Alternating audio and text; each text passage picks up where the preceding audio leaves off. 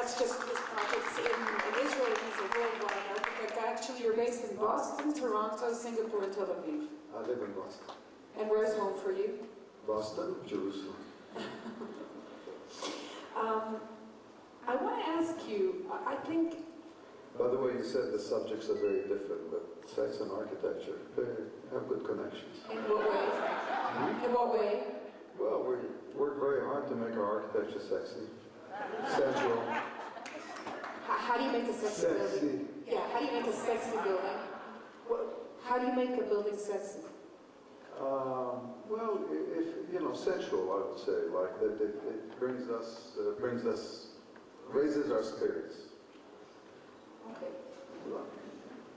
I'm thinking about Ben Gurion Terminal. Okay. Did you feel it by the fountain, standing there when the water's coming right through under the dish?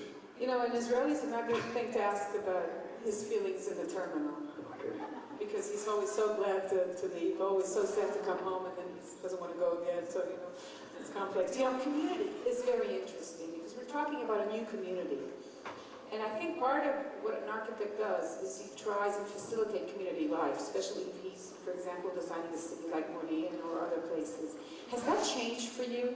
Has that, when you come and think of how I'm going to make a community life, the fact that community is done online? The notion of the word community has expanded for me, because almost every building I work on, at some level, deals with that question.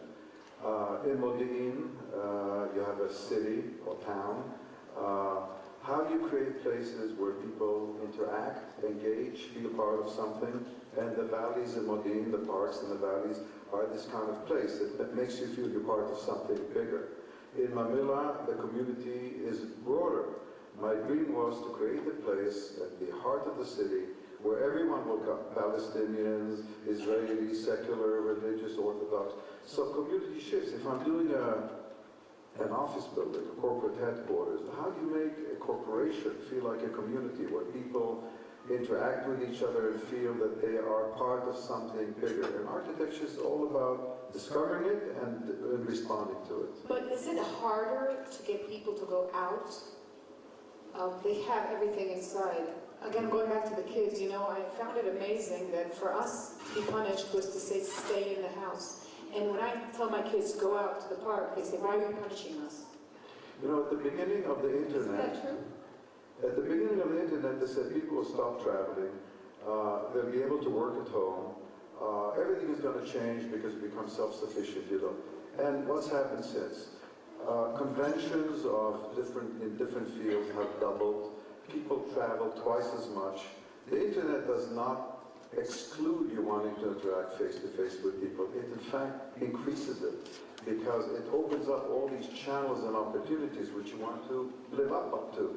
So I don't think the internet has changed the desire to move, to be mobile, to interact. Even work, you can work at home on the computer, but there's some work that you just have to be doing with others, and that's not changing.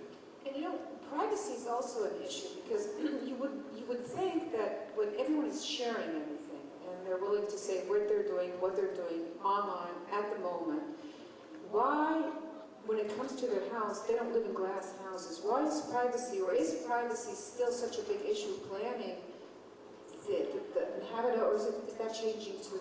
See, for me, the problem of privacy is the most central question today, because it's a function of the changing form and scale and density of cities.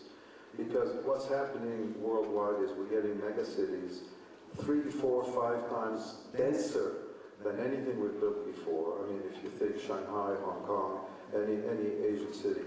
And how to preserve any sense of humanity in that, how to preserve privacy, identity and privacy. I think identity and privacy are interchangeable and very related questions. Do you feel people still feel passionately about privacy, or is it changing? I get the feeling that the next generation will not understand how important, will not think that privacy is that important, or will have a different relations with privacy. For us, so I'm a lawyer, so that's the right of privacy is a very fundamental right. You know, I think that that might be true about information, but I don't think it's true about habitation. I think in habitation, privacy and identity are still central desires. And as we live in denser environments, the typical apartment building, you know, one of those cell blocks, we're losing both privacy, we're losing community, and we're losing identity. And, you know, I lament that my profession actually is not that interested in the problem, you know. Architecture today is about image, about sculpture, about sex, but this level of responding to megascale and humanizing it is not the central agenda in architecture, and I think it has to become. Has it become harder, your profession, because we're moving faster, we have more stimulations, everything is, you know, we want new all the time, our attention span is so short, do you have to with more extravaganza? I mean, your latest project, the Marina Bay Sands in Singapore, which is, well, you can describe it, you'll do it much better than me, but it's really, it blasts your mind when you see it. Well, Marina Bay Sands is an integrated resort tourism. It's about the population of the city having a place for entertainment. I really advise you all to just go and look online because it is amazing. It's 10 million square feet on the waterfront in Singapore. But for me, it was an opportunity to show that you could create an urban meeting place for the 21st century that's exciting, that's connected with nature, that's outdoor, that's indoor, that has culture and commerce and tourism, and the people of the city and the people who visit the city all come together. So I looked at it as a new kind of urban meeting place, like the Galleria Vittorio Emanuele in Milan 200 years ago. This kind of place today is the center for a 21st century city. But in terms of the profession, the problem is that there is this desire to create sensation. And we are pushed as architects, and by developers at this point, by the private sector, but also by the public sector, to create these sensations, immediate attention, something that's going to draw, something that's notorious. And notoriety is not timeless. And architecture has to be timeless. So it's a real tension between rapid sensational attention and doing something that's timeless that really responds to our basic needs in the city. You find it harder to say no? Well, I find it hard to say no? I always find it easy to say no. But what's much tougher is to educate clients, communities, that there are values in architecture that are sustainable, long-term, that needs to be addressed. And there are pleasures and sensations that can come out of architecture, which are very much like fashion. They're short-lived. And the short-lived is okay in architecture to a point. But the timeless is much more central and critical and much more difficult to attain. Now you mentioned that Singapore, and I think most of your work now is in Asia. What is it with Asia that is ready for tomorrow? Well, I think what Asia has going is extraordinary growth. And it's not necessarily growth of population. I don't think the rate of growth of China in itself, now that they've controlled birth rate, is so great, although India is. But it's the rate of growth because of urbanization. The rural population moving into cities. What happened in Europe 100 years ago, 60 years ago, 50 years ago, in the United States, is now happening in Asia all over the place. And that rate of growth is mind-boggling. I went to China in 1973, the Cultural Revolution. Not a single high-rise building in either Beijing or Shanghai. Not a single freeway. 90% of the traffic bicycles. You know, in my own lifetime, they repeated every mistake that we made in the West by building, you know, all the mistakes again. And so now the growth goes forward. Are they going to be able to deal with the sustainability, with transportation, with congestion, all these things that, and it's the rate of growth that makes Asia so amazing, because that means opportunity for new solutions. When you look at the city of the next of the tomorrow, will that city, when you plan a city like that, how do you make sure? Do you try to make sure that it's a city that will enable freedom, and not a city that will, serve the system? I think the city of freedom is a city of openness and access.